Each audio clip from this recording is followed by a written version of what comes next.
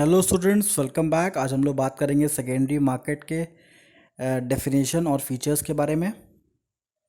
तो secondary market का definition है, it is a market for old and existing security. It is a segment of capital market. तो capital market का part होता है, आपको पता है कैपिटल मार्केट के दो पार्ट होते हैं, एक होता है प्राइमरी मार्केट, एक होता है सेकेंडरी मार्केट। प्राइमरी मार्केट में आप नए शेयर्स को इशू करते हैं, और सेकेंडरी मार्केट में जो इन्वेस्टर होता है, एक इन्वेस्टर दूसरे इन्वेस्टर को शेयर बेचता खरीदता है।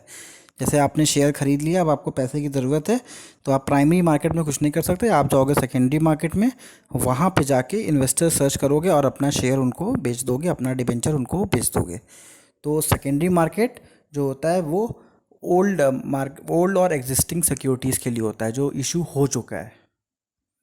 तो देखते हैं क्या क्या फीचर्स है। Stock exchange exist at a fix location. तो जो ये जगह होती है ये फिक्स लोकेशन पे होती है, क्योंकि ये स्टॉक एक्सचेंज में होता है। जैसे बॉम्बे स्टॉक एक्सचेंज हो गया, बीएससी हो गया, तो इसका लोकेशन फिक्स है कि मुंबई में दलाल स्ट्रीट पे ये आपको मिलेगा बीएससी। ठीक है। अब इसके ऑनलाइन जो सेंटर्स हैं उसके थ्रू आप जाके वहाँ पे शेयर अपना बेच सकते हैं, या फिर आपको नया शेयर खरीदना है तो खरीद भी सकते हैं।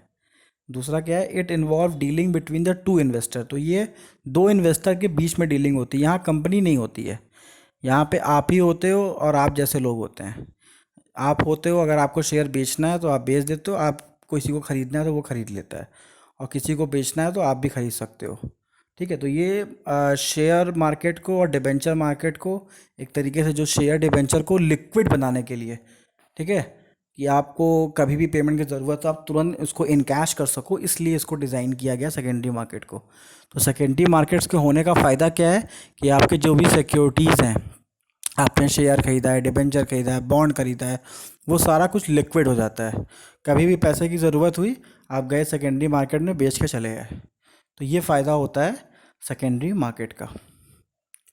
Price of securities are determined by the force of demand and supply.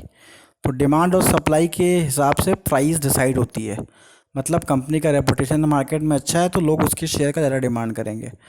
तो आप ख़रीदने जाओगे अगर शेयर, तो आपको वो शेयर महंगा मिलेगा। भाई हो सकता है आईपीओ में 100 रुपये का आया हो, और मार्केट में उसके शेयर की बहुत डिमांड है, आप आईपीओ में नहीं ख़रीद पाए, आप गए सेकेंडरी मार्केट के थ्रू ख़रीदने, तो वहाँ पे शेयर 150 रुपीज़ का मिल रहा है।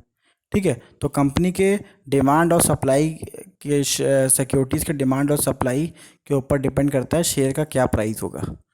ठीक है। तो अच्छी कंपनीज़ के जो शेयर होते हैं उसका प्राइस ऊपर होता है, क्यों? क्योंकि हर एक आदमी उसको ख़रीदना चाहता है। नेक्स्ट है, both buying and selling of securities take place. तो यहाँ पे बाइंग और सेलिंग ऑफ सिक्योरिटीज़ होता है, लेकिन किसके बीच होता है? इन्वेस्टर्स के बीच में होता है। यहाँ कंपनी कहीं बीच में नहीं आती। जो कंपनी एक बार सिक्योरिटी इशू कर दी, डिबेंचर इशू कर दी, वो बीच में नहीं आ रही है सेकेंडरी मार्केट में ख़रीदने के लिए या फिर आपको पैसा देने के लिए।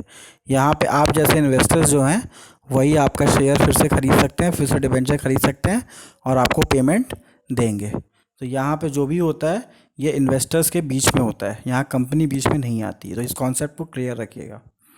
It is the market of the old and existing security. तो ये जो मार्केट है ये ओल्ड और एग्जिस्टिंग सिक्योरिटीज़ की, मतलब जो शेयर पहले से इशू हो चुके हैं, जो पुराने शेयर्स हैं, उसी को आप जाके यहाँ पे ख़रीद बिक्री उसकी कर सकते हैं।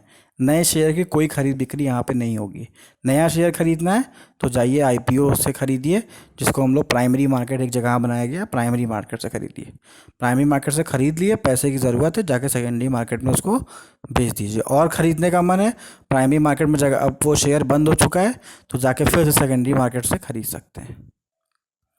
Thank you students.